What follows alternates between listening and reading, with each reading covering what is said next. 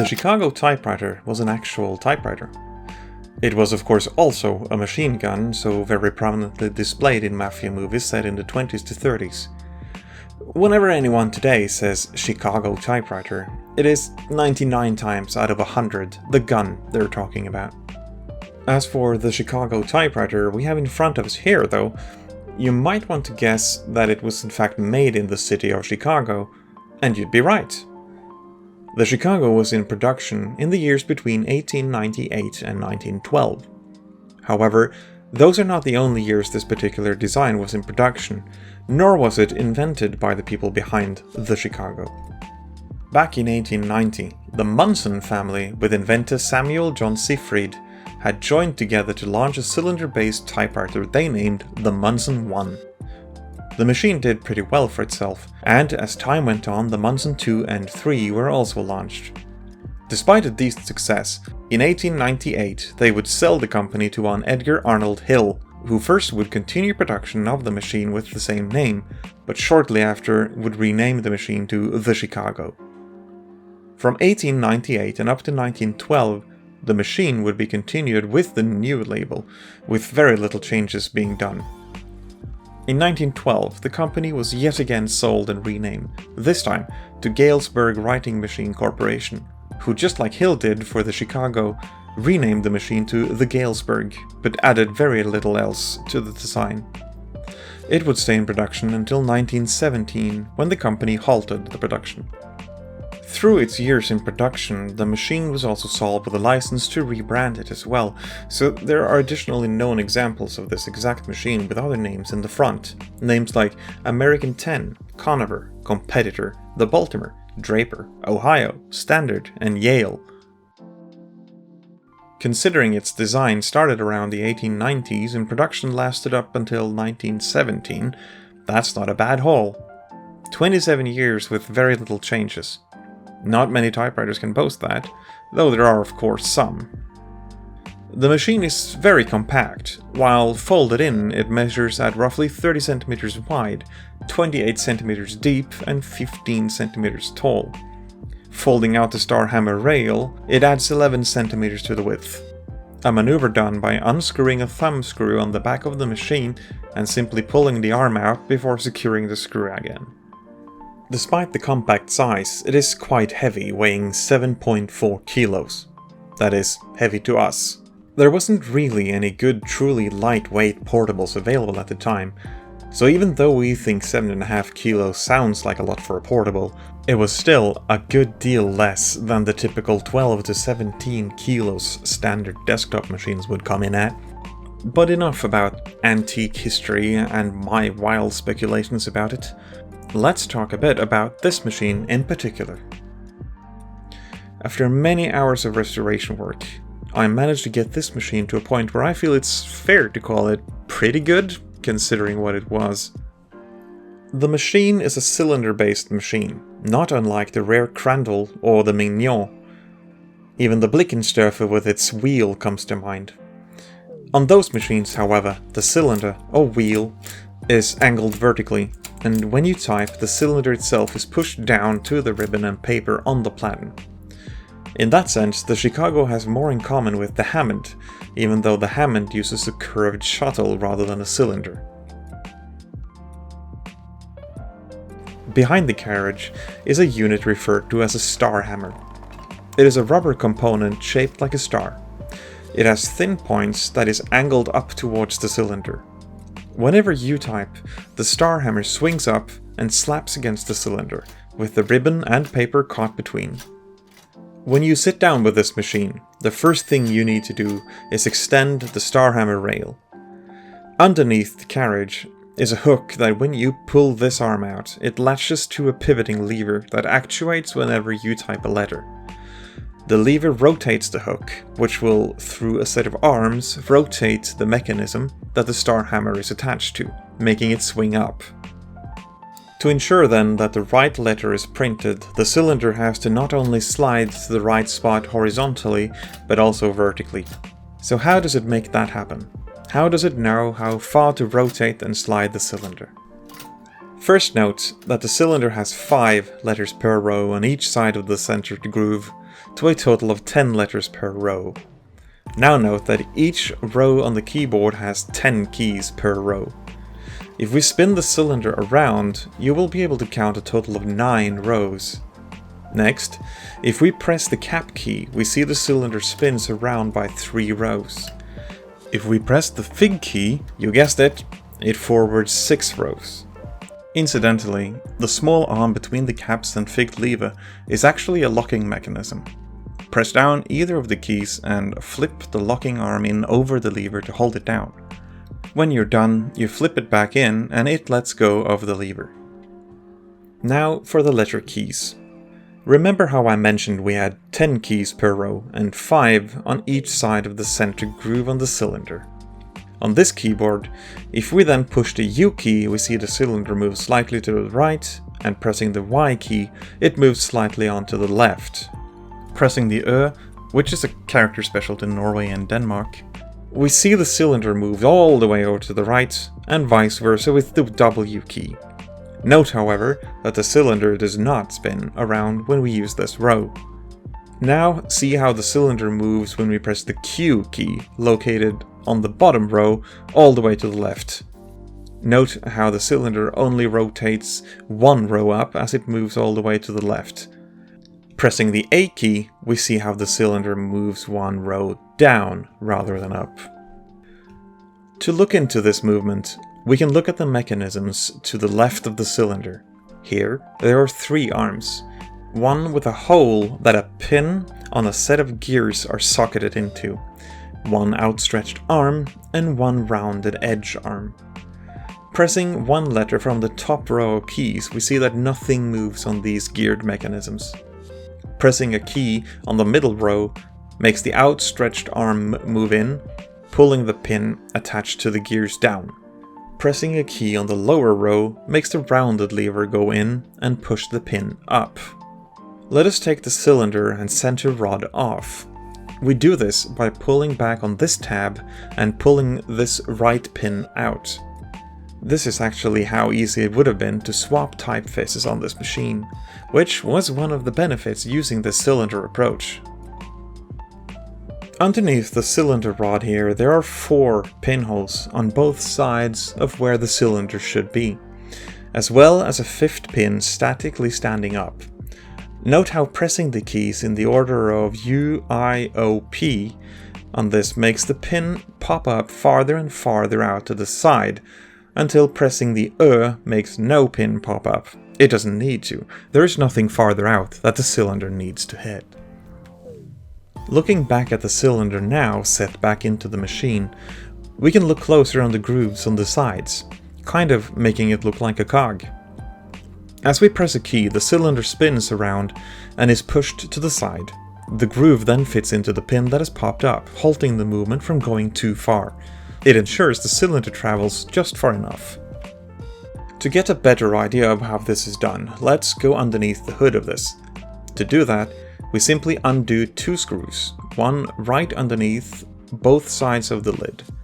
Finally, we also unscrew this little button, which we will talk more about later. Now the lid is free and we can shimmy it out. It is a good idea to angle the lid up first and rotate this little tab to the side and then pull the lid out completely. With the lid off, we can see the inner mechanisms of this machine. The brass set of cogs on the right here is the escapement.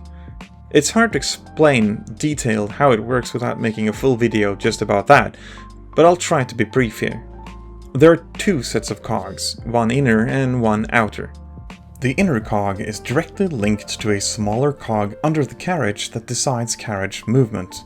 The carriage cannot move so long as the inner cog is engaged. Underneath the escapement is an edged lever that holds on to the outer cog. When you press a key, the edged lever is lifted and it moves to engage with the inner cog instead. A small spring on the back of the escapement then makes sure the outer cog moves ahead 1 step, so that when you release the key, the edged lever returns down, but this time engages with the next notch in the outer cog. The inner cog is then released to move along for as long as the outer cog will let it, thus allowing the carriage to move 1 step. Speaking of the escapement, this tab here is where that button we unscrewed from the top is fastened. Note how when it is pushed, how a grappling arm pushes the inner part of the escapement out, thus releasing it from the inner set of angled teeth. In the middle of the machine, we have a set of cogs with pins that is supposed to hold ribbon. On these two pins, you could connect two spools of ribbon which you would move up in front of the type cylinder, but behind the ribbon shield. Sadly, spools for this machine is the one thing this machine is missing. They should honestly not be impossible to remake somehow, and I have a project in mind for it, but right now I don't have anything for it. Whenever any key is pressed, the center cog is pushed up and the connecting cogs then twist around to move the spools. By pulling or pushing the lever on the left here, we can change which cog is connected to the center cog and thereby changing which spool does the pulling. It is also worth noticing the spring on the right here. This is the universal bar spring. No matter what key is pressed, besides Fig and Cap, this arm is engaged. The escapement's edged lever is connected to this, so the spring here then controls not only how hard the universal arm is pushed back, but it also then works as a kind of touch control. The more tension this holds, the harder the key will be to press. A thumb screw on the back can allow you to adjust this to your own liking. Finally, as for how the machine makes sure that the cylinder moves the right amount to the sides, this is to me brilliantly simple. We already know how it limits it from moving too far, but how does it know how to push it far enough to begin with? To better show how it does this, I will have to show you a set of drawings instead of trying to film it. The mechanisms are just not visible enough without disassembling things first. The center arm, shaped like a question mark, which pushes the type cylinder to either side, has on its bottom end a pin with a free spinning cylinder on it. On either side of that pin are two curved arms that almost remind me of mantis arms. Underneath the base of each of these arms are 5 other arms, each of which are engaged with the corresponding key for its column. For example, the 4th arm on the right here is lifted whenever any of the keys P, L or comma are pushed. Because this mantis arm is curved, the farther out the underlying arm that lifts this is, the higher it is moved. The higher it is moved, the farther to the side the cylinder is pushed. Forgive the error in the last diagram, I just could not be asked to try to draw this again in a way where the arms would be perfectly scaled reproduction of everything. I'd argue you get the idea regardless. Alright, let's give this machine its lid back on and we can look at the carriage. The carriage is not very advanced despite the fancy solutions in the main body. First of all, let's talk about the fact that this is a front stroke machine, and as the text starts peeking out from behind the ribbon shield, you can see what you've typed, but you still cannot really call this a visible typing machine. Therefore, to aid in checking what you just wrote, the carriage pivots backwards to lift the text up and help you read it. This also moves the current text line to the point where this plate rests underneath it. This helps you use things like pens to make notes or an eraser should you have made an error that you want to undo. On the right side of the carriage is a metal knob to forward the platen. There is no left knob. On the left side instead is a thumb lever to forward the row. A not too uncommon approach to platen forwarding on smaller machines, at least not from this era. There is also here a pin that you can pull out and move a lever that will adjust how many rows the platen will be forwarded whenever using the return lever. A somewhat interesting, and by interesting I mean annoying thing on this is that for the thumb lever to work, it has to have a ratcheting lever that is spring-loaded. It pushes down the cogs to the platen rotation, and because of this you can't actually scroll the platen backwards unless you push the lever in. Therefore, if you need to go back some rows, you can't just grab the knob and spin it backwards. You also have to press up this spring-loaded lever, hold it in place and then spin the platen. As soon as you release the lever, it will engage with the cogs and lock it from moving in that direction. On the right side by the knob, there is also a paper release lever that there is really no extra fanciness to. Flip it up and the paper can be pulled out. Flip it back down and it locks the paper. The same can perhaps be said about the margins in the back. They are spring-loaded pins that you pull out and then slide the margins to where you want them. A fixed arm on the back serves as the stopping point for both. The bell is also triggered by the right margin where it pulls a weighted hammer back and suddenly drops it back down, hitting the bell. Whew, that's about all I should think. I would have wished I could have demonstrated for you a proper typing sample of this, but considering my lack of spools, the best I can do is use carbon paper and simulate a ribbon using that. So let's do a quick sample. Paper is fed in from underneath the star hammer arm. A somewhat cumbersome approach, one not made simpler by the hard rubber on this makes it not grab the paper all that well. Once it's in, however, it works alright. Now we are ready to start typing. I have to be somewhat slow about this because despite all the work I've done with this machine, the escapement doesn't always get properly reset because some part I have yet to figure out sometimes just doesn't fall back as it should. But here goes.